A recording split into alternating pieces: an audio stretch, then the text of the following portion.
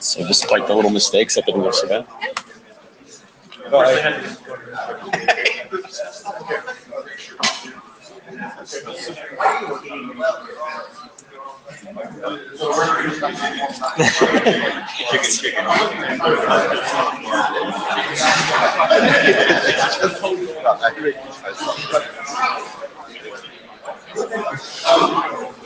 I see you around. I do.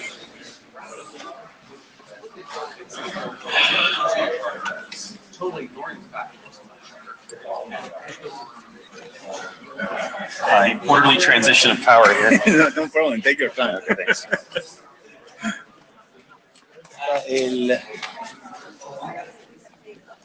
This is Colin. No problem. There might be some good stuff on there. I don't know. Yeah, I'll take it. I'll just go ahead. Let's send some emails. Might be worth something for my promo. Might be worth something.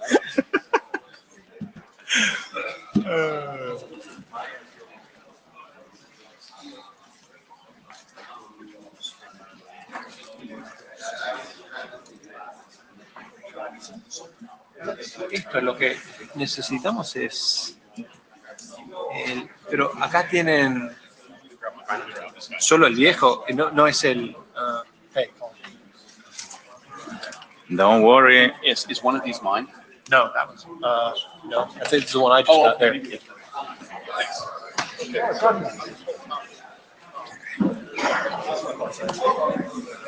Pero lo que necesitamos es El proyecto. Vamos. Bueno, si no me mandas un email y a ver. We're gonna be starting SIPBRANDY in the 3-4 minutes. I volunteered to JavaScript again. As a JavaScript. Yeah. Thank you. Puedo empezar a preguntar por Note Taker también. And anybody that would like to volunteer as Note Taker before we start? Thank you. Thanks a lot. Perfect. Thank you. Yes, thank you. No tengo. Entonces, Vale, mándame un email y... pero lo tienen acá HDMI, ¿no? creo que es VGA. Sí, es VGA.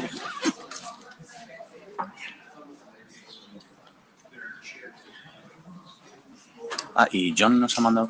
John, you sent us the slides, right? Ya los puse. Okay. Ya están posted y todo. Vale. Incluso preferís que las pausas ahí las sacas de ahí mismo. Si me pones mandar todo por email, mejor. Okay. Si no, lo bajo yo. Muy bien. So we are changing laptops because it only supports VGA. So it takes 1 minute.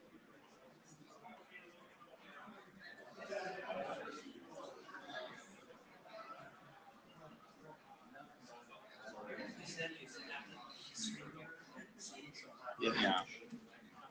It does make a difference. No, it's not the best. Do you like this? Ok, ya las puse ahí en el coso y ahora te las mando por email. Perfecto.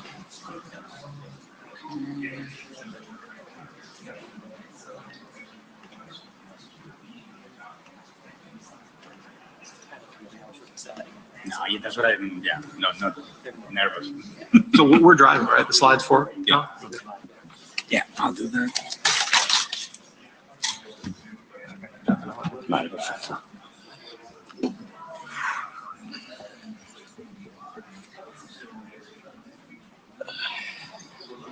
A ver. Joder, tarda bastante en llegar, ¿eh?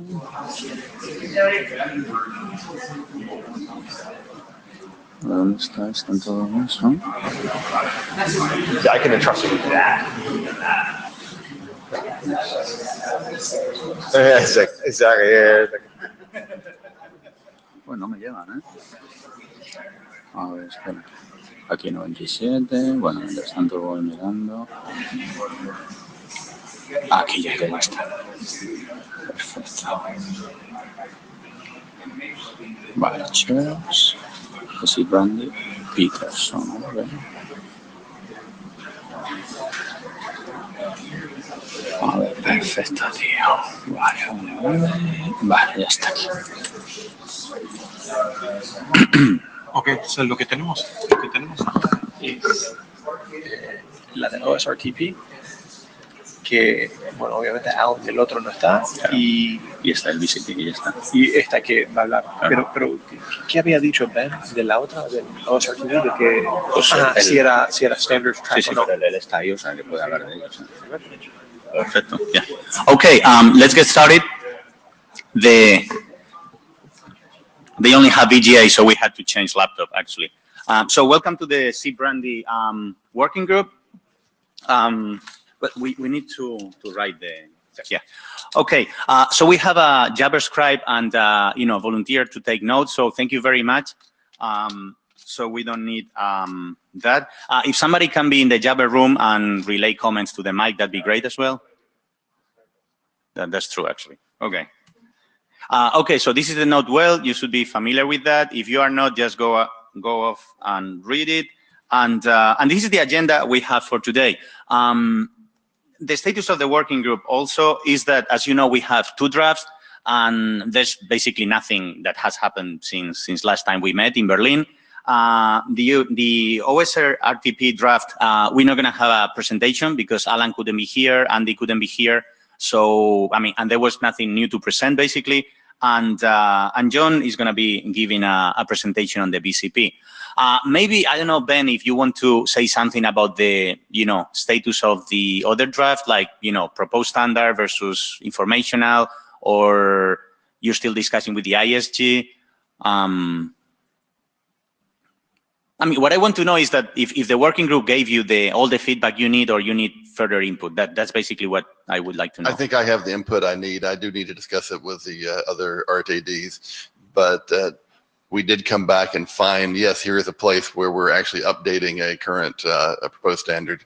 Okay. So at least that piece would need to be standards track to move forward. Okay. And then I need to have further discussions with the other ADs on whether the current organization that is okay. Perfect. Excellent. If you need further input at any point, just let us know. And then regarding the... Always. Thanks. Regarding the energy in the working group, as you have noticed, we were quite concerned with that, but we were talking to John, and it's true that, I mean, the STAIR working group has been advancing quite a bit, and now probably, we will get more energy into SIPBRANDY.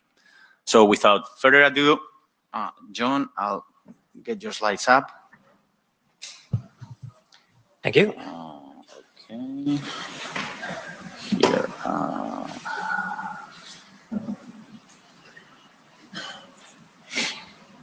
Yeah, honestly, I hope we don't need that much energy. And in fact, I think we don't, in the sense of I think there is a limited amount that we still need to do here, and we will be able to do it. I need to get this relatively fixed. Okay. Please, next slide. So for those of you who are walking in here for the first time, just walked in off the street, have no idea what this working group is about or what we're doing. This working group is trying to define media confidentiality with SEP. And this may sound like something that would have been kind of a strange omission for us to have made in the decades that we've been working on SIP. In fact, though, what we're trying to identify are, given the kind of the Swiss Army knife of security services that are available in SIP, how do you combine those in order to actually be able to get privacy and confidentiality, which is largely motivated by purpass, by concerns about pervasive surveillance. And so we're looking at what techniques will cause basically the most VoIP traffic to be encrypted that we can. We also want to create a document that might help to influence public policy, that people who look at the IETF and see a BCP is something we can represent to the world as the consensus of the IETF. That is a relatively unusual property in the products of the group. And yeah, I mean, also putting these things together, we could identify gaps, things that actually need to be fixed that we hadn't thought of before. Until you really try to combine everything in this way, you don't know. So we thought we'd do the exercise and create something that hopefully future work here could rely on in order to find the best way to do media security with SIP. Next slide. This is, as Gonzalo intimated, divided into a 2-pronged strategy. This first prong is a comprehensive security draft that is focused on how we use techniques built around kind of a strong identity to be able to provide that confidentiality service. There is a parallel effort, however, that is not represented here today, which is the opportunistic security draft that Gonzalo and Ben were just describing. We're not going to talk about that much here at all. Next slide. So we didn't do absolutely nothing since last time. I did at least like iterate this draft. I think it was iterated twice since last time, wasn't it? Because we made it a working group item, and then I actually made a couple of changes like right before the deadline. That's fair. Yeah. As Gonzalo suggested, this is largely because like what STIR has been, and STIR is the fundamental underpinning of this work, has been really rapidly changing over the last like 4 months. And as a consequence, I mean, now that we've got this nailed down, I think into a slightly more stable place, I think we're in a position to then apply what those changes have been to the SIPBRANDY work.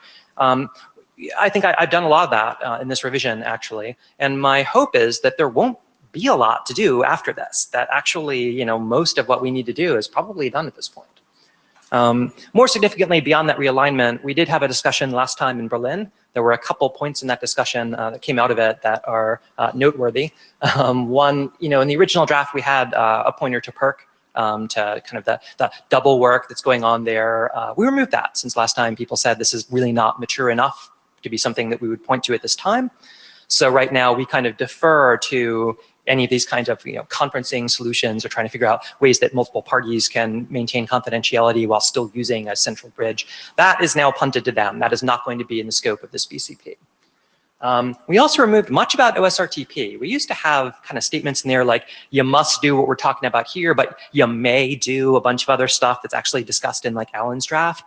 And based on our conversation last time, we don't say anything about that really anymore. We just kind of took all that out, and like you can like read Alan's draft to figure out how to do that.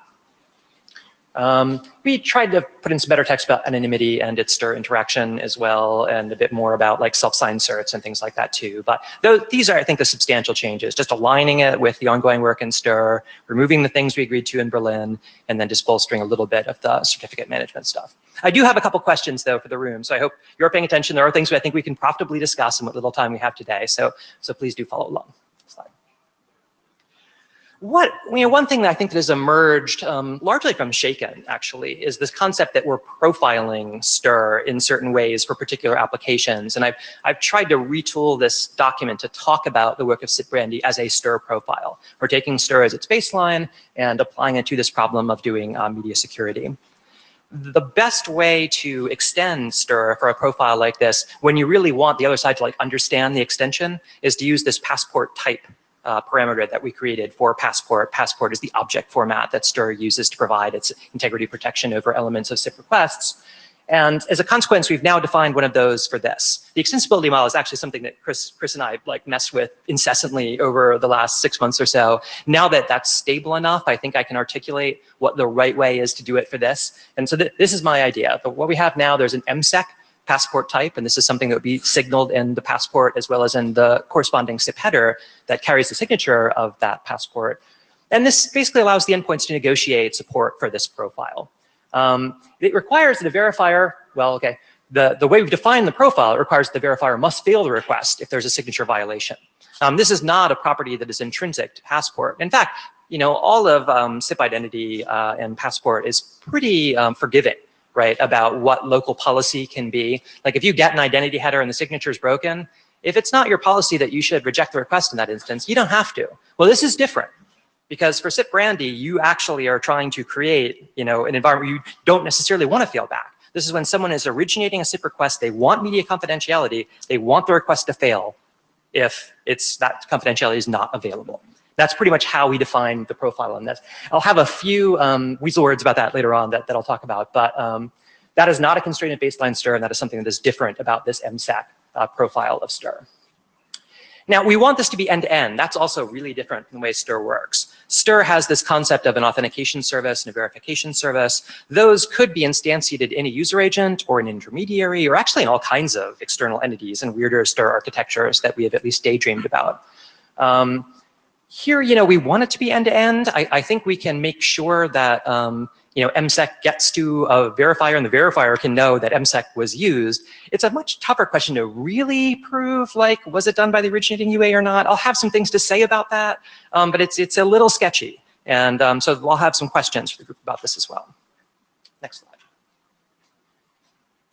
This is just kind of a recap of what it is that we took out in terms of the previous maze and so on for things like ZRTP or like alternative keying mechanisms we're exploring for SRTP here. What we really say now, and this is the MTI of the BCP, is use DCLS SRTP. Like that's what we're saying you're going to use. And I just want to make sure, since we talked about this in the last session, it was a little bit contentious and exactly how we explored that language, that for the purposes of this profile of STIR, that's still how people want to do it, where we just say all we're having in the BCP is a must for DTLS SRTP and crickets on everything else. I see no one rushing to a microphone to violently object to this proposition. Next slide. Right, so credential management is where we begin to get into these questions about what it really means for the authentication service and verification service to be implemented in the endpoints for SIPBRANDY. What that most practically means is they need to have a way to get credentials that are appropriate for this. Anything that is an authentication service needs to have a credential for its identity. If we imagine this is going to be a truly end-to-end, or it aims to be an end-to-end media security mechanism, obviously there needs to be a way to get then cryptographic material down at these endpoints to support it. It needs some work. We could do something like TOFU, where there's some kind of self-signed cert, you trust it on first use. However, that is unlikely, let's say, to attest something that could be differentiated from an intermediary, basically doing the same thing. And that's, again, men in the middle are very possible in environments that assume that as well. So we do have now this draft Peterson-Acme telephone, which is looking at Acme as a potential mechanism for acquiring certificates for devices that use STIR. There is a profile for that should work specifically for this kind of end user device where you would use well-known techniques like, say, SMS validation. There are sophisticated adversaries, obviously, who can get in the way of that as well. But this would at least be a way that we would have a plausible story, potentially, especially in a smartphone environment, one that is coupled with some kind of operating system integration. And I understand there are hooks, for example, in Android that allow you to interrogate the operating system. So you might be able to get multiple factors that really tie this to some particular endpoint.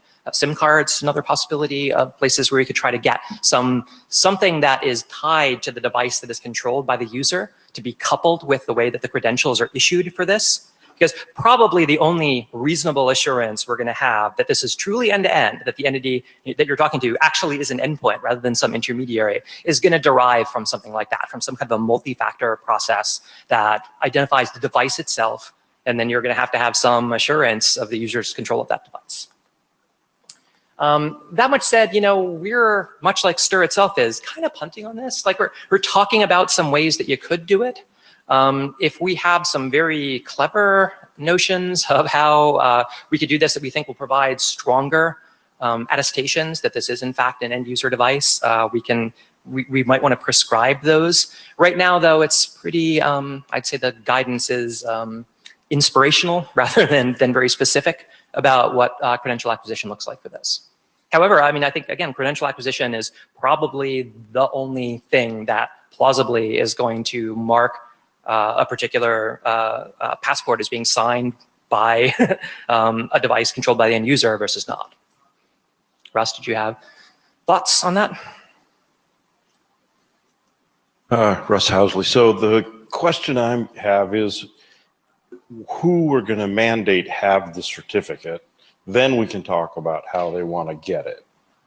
Because STIR accommodates signatures at different points in the call path. It does. The Right. profile And defined so in this is different. is this going to say which place must support and then which places could also support?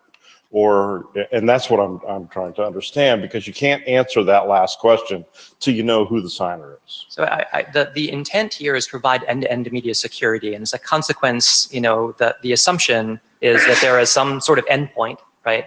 And that the credentials required to sign this must reside on such an endpoint. Now, this is unfortunately, because of SIP's nature, an endpoint is an abstraction, and there are all kinds of decomposed endpoints and things like that that make this extremely problematic. Or end user gateways you plug a black phone into, is that not end-to-end if there's like a black phone? So unfortunately, you quickly hit those philosophical limits when you try to define this.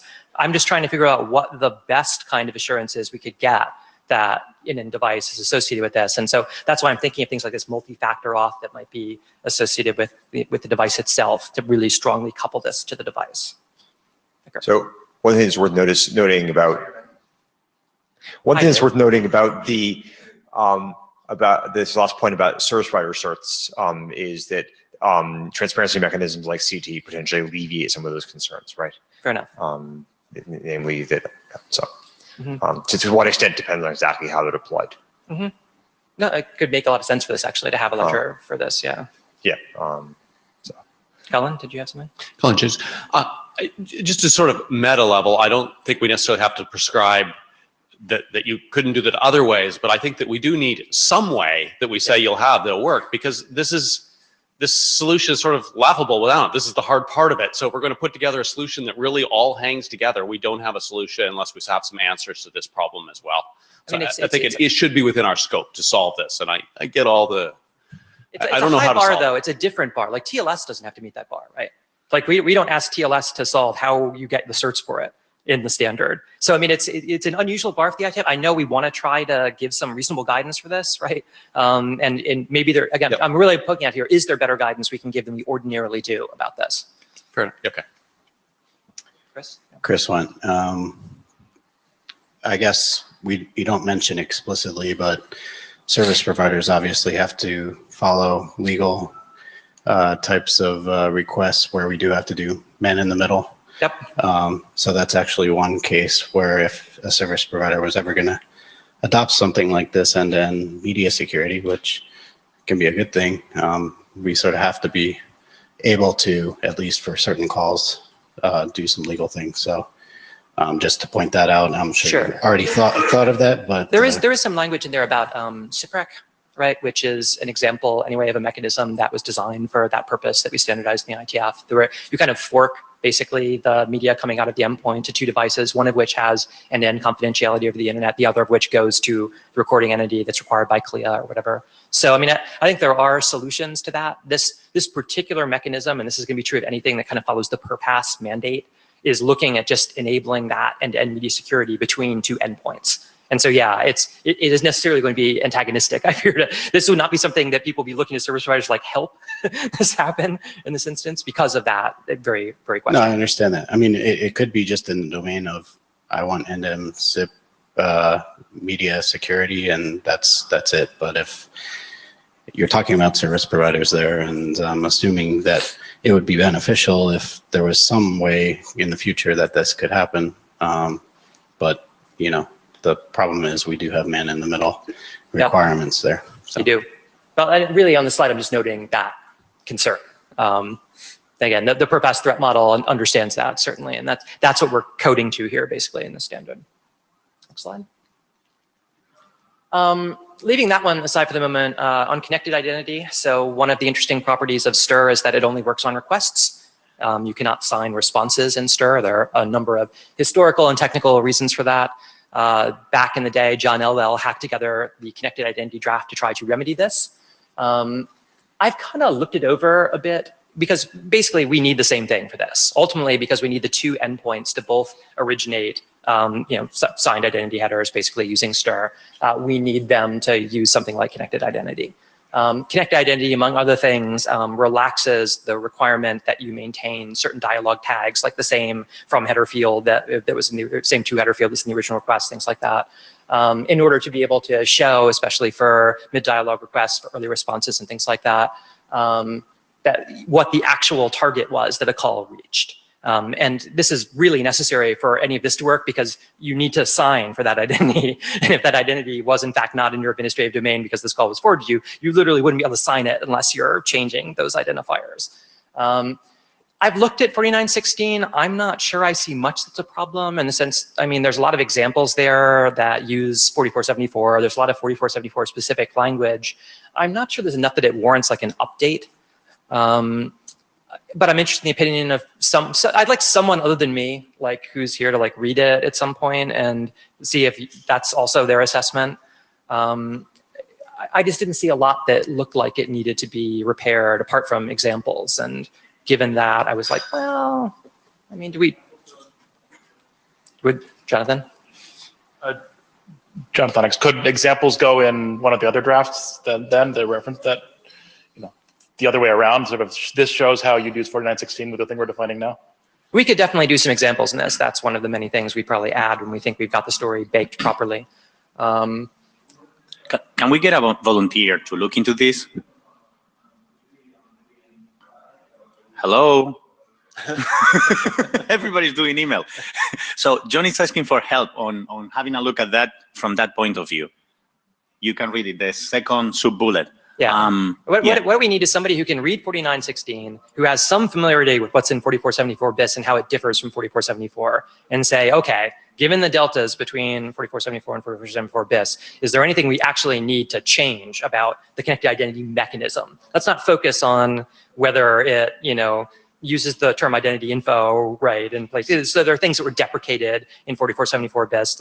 Let's focus on whether any of the things you normatively are required to do to implement it would change because of this.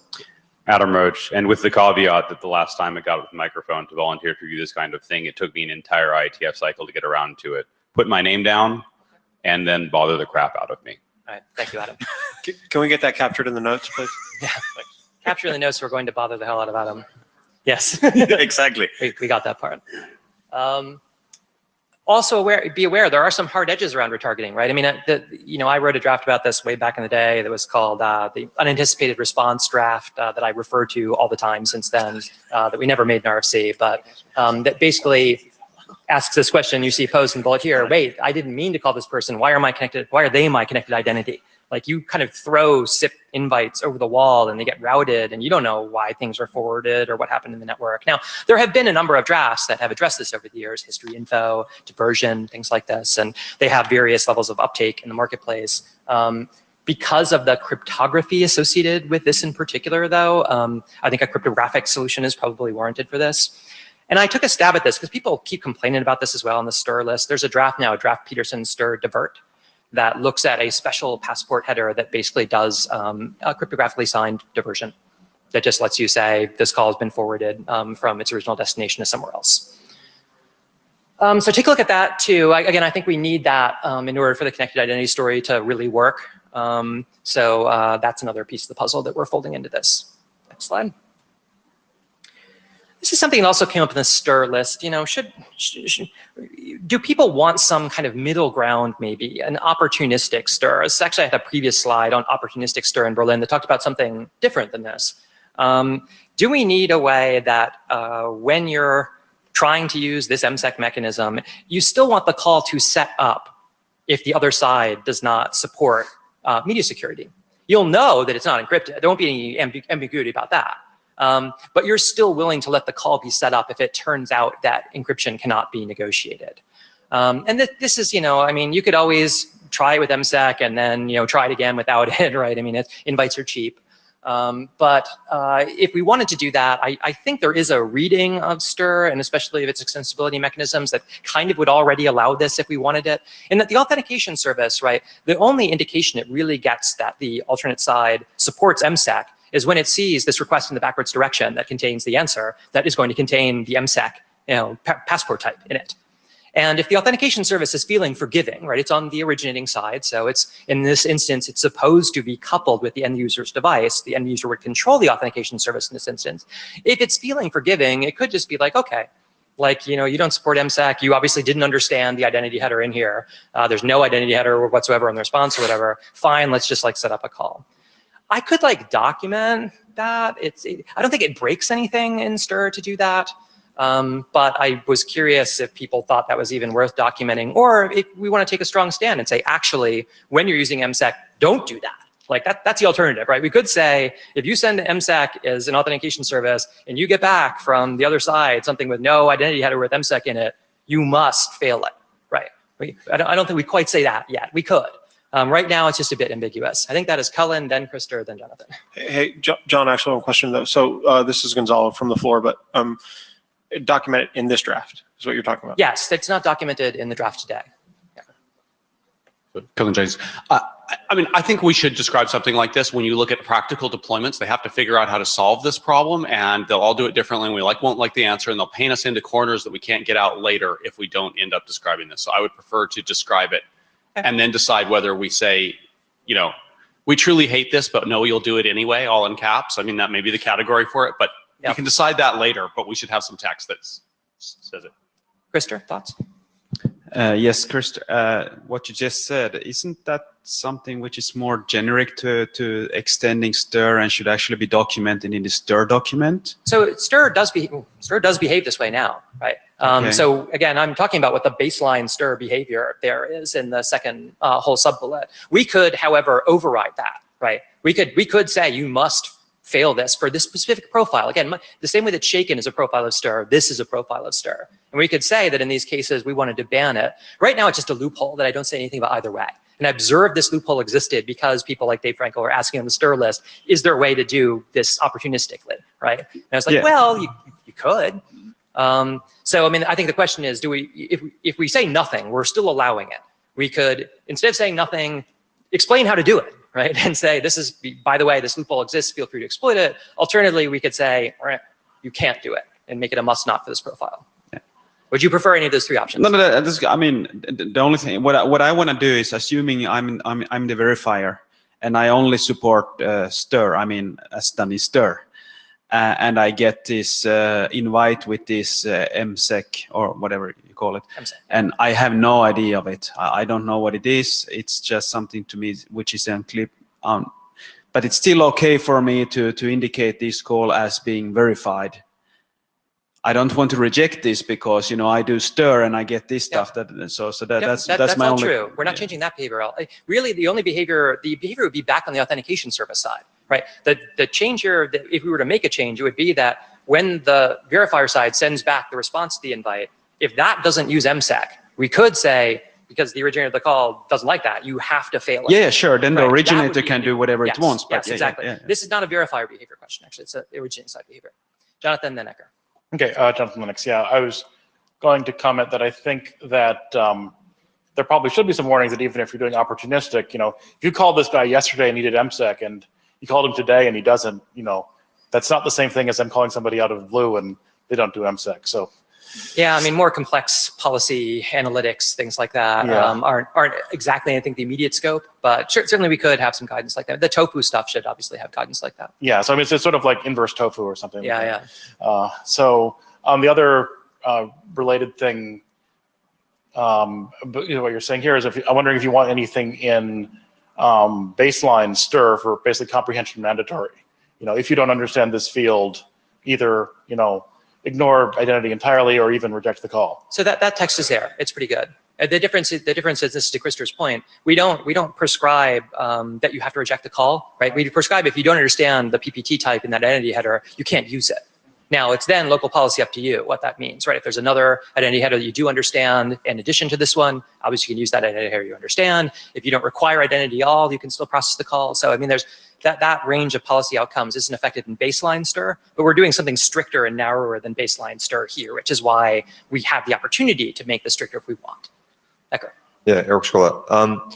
Yeah, I mean, I think that it's going to be pretty common to have a situation where you emit this stuff and the guy is like, I've never heard of this crap. Yep. So I don't see how we don't, I mean, I don't know how much we have to document this loophole versus simply allow it to continue to exist. Well, that's one of the questions I'm asking. Yeah, I guess I think that you offer three possibilities: one, pass on silence; two, document; and three, forbid. I think forbid is clearly like the good plan. So I think that leaves us with, you know, document versus pass on. You know, I think perhaps a paragraph would be useful. Okay. I think it wouldn't be a disaster if we're not required, but yeah. I guess the sense I'm generally getting is people are cool with documenting this. Yeah. I'm happy to put in a paragraph to document. I will mention that I'm. This came up earlier, and I just forgot to mention it. I'm not very enthusiastic of the tofu mechanisms. I think existing evidence with systems which are much better managed than this, that have tofu style mechanisms, specifically HPKP, is that actually it's not worked out very well, and people are just extremely reluctant to actually commit to any set of keying material. And it causes bustage when they try. So I guess this seems like a situation where the chance that I'm gonna, like, you know, how many times is it likely that people have to reinstart their phones and reinstall their phones and lose their keys? And if the consequence of like losing your key is like everybody, is it like everybody you actually talk to all the time can't talk to you? That seems like a not very attractive outcome. So I got it. Yeah. Okay, so I think it sounds to me like we'll probably go with explicitly documenting that, at least noting this loophole exists and what it would look like in practice to use this opportunistically. Next slide. So, I mean, that's really my issue list for this. You know, we can tighten that MSEC text. That's a good example of something we tighten. That's an example of a failure case. Definitely having some concrete examples in the draft would probably help as well. I think this is at a mature enough state that we could start looking at those. We could probably borrow them pretty much from the existing examples we built for Passport and for RFC 4474 BIS. At some point, we want to make sure we've handled WebRTC alignment on this, Cullen. In a sense of like, you know, one of the things that we really hope for out of this mechanism is that it will be possible to have end-to-end media security from a SIP endpoint using STIR to a WebRTC endpoint. Or we have had that as a stretch goal in this particular Kickstarter that is SIPBRANDY. So, I mean, I'm not sure that we need to do anything other than not close doors that will prevent us from doing that later at this point. And your draft about this is appreciated, and it gives some context around that of what the doors are we shouldn't close. But the sense I'm getting is we're probably cool. Yeah, I mean, just as a status update, I think right now we're even better than the doors open. I think it would actually work from what we have right now. I mean, yeah, there's like Martin and I have a PR that's in on WebRTC stuff. There's, you know, changes happening, but I think this is looking like we might hit the stretch goal. Martin, you bullish? That was a shrug. Good. I'm putting buy. I'm writing weak buy right now. Yeah, Martin Thompson. I'm always a little cautious about doing these things until I've actually implemented them, at least. And I haven't had time to implement this one. It's okay. Relatively trivial, but I haven't made the changes yet. So. All right. I'd be interested to hear about that when the time comes. That much said, I mean, I don't think there's like a ton more to do here, right? I mean, this BCP is merely, you know, stitching together existing work that's been done elsewhere. It creates this new profile and extension. I still think we're probably in pretty good shape to get this by March, especially given, provided STIR does not change 15 more times in the next, you know, 4 months, which at this point I think seems unlikely. I think we should be in pretty good shape. That's it. Unless people have any further discussion, comments. Any more questions for John? Anyone wants to volunteer to do this instead of me? Well, okay. Thanks. Thank you, John. Okay, and please, when John revises the draft, you know, review it and send comments, because yeah, we want to finish ideally by March. Okay, any other business? Well, the meeting is adjourned. Thank you. We are missing one of the blue sheets. Oh, Henning, that's the blue sheet, right? I think so. Yeah, if you can bring it, that'd be perfect. Thank you.